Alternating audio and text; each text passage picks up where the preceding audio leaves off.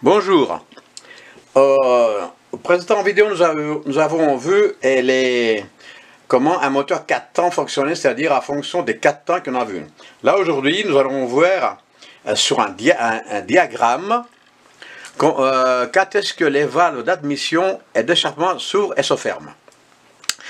Alors, ici, commençons par le premier temps, c'est-à-dire l'admission. L'admission, on voit ici la valve d'admission s'ouvre un peu avant le point mort haut, c'est-à-dire que entre 10 et 30 degrés. Tous ces degrés-là que nous allons voir, c'est indicatif, c'est-à-dire que ça varie pour chaque différent moteur à fonction de la puissance de la cylindrée. Donc ici, la valve d'admission s'ouvre un peu avant le point mort haut, c'est-à-dire combien? Entre 10 et 30 degrés. La valve d'admission s'ouvre, on a le temps d'admission. Alors, on a le temps d'admission ici, continue, le piston descend vers le bas, c'est-à-dire vers le point mort bas, et il se met à remonter, en montant, et ici, la valve d'admission ferme, c'est-à-dire à combien? Entre 40 et 60 degrés après le point mort bas. Et là, nous avons le deuxième temps, c'est-à-dire la compression. La compression se trouve ici, là ça monte, le piston monte, les deux valves se ferment. Et ici, nous avons l'étincelle qui se produit par la bougie. À combien? Entre 10 et 40 degrés avant le point mort haut.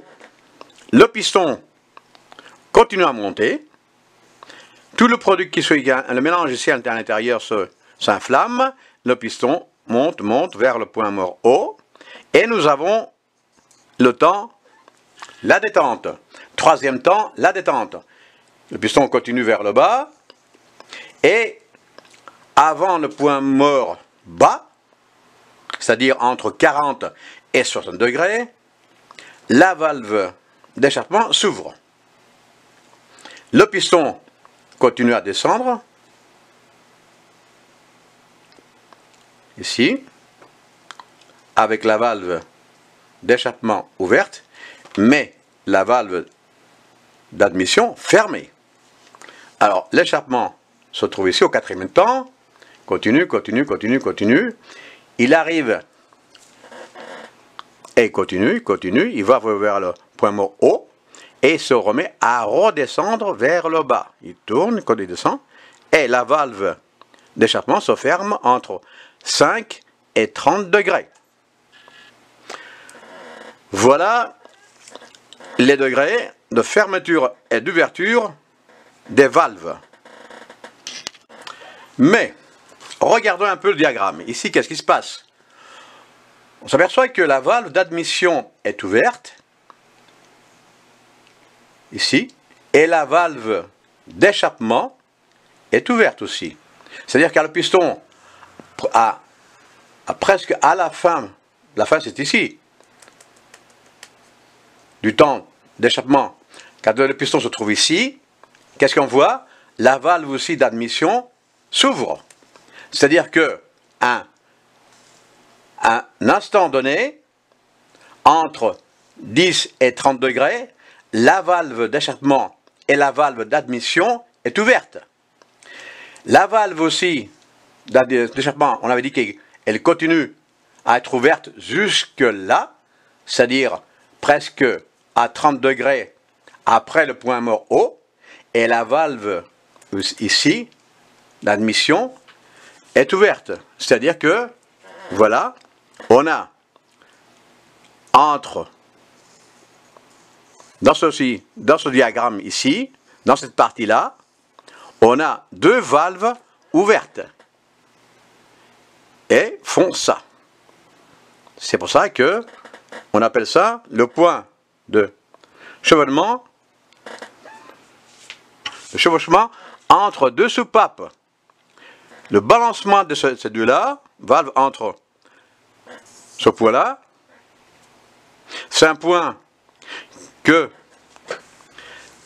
c'est négatif pour notre véhicule, surtout pour les moteurs rapides.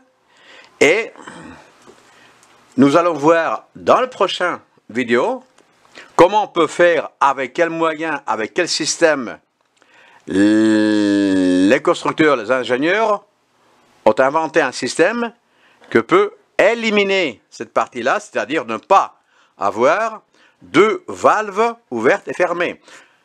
Ça, nous le trouvons surtout dans les moteurs, dans les véhicules rapides, et ça commence aussi à avoir ce système-là et un autre système qui sont à voir dans les véhicules moyens, c'est-à-dire après les 100 chevaux, 110 à 50 chevaux. Voilà pour ce diagramme, ce qu'on appelle un diagramme réel, et il y en a qui appellent ça un réel diagramme forme spirale d'un moteur 4 temps. Voilà, et merci, et n'oubliez pas, si vous aimez, bien sûr, c'est pas obligatoire, de mettre un positif ou inscrivez-vous. Je vous remercie et au revoir.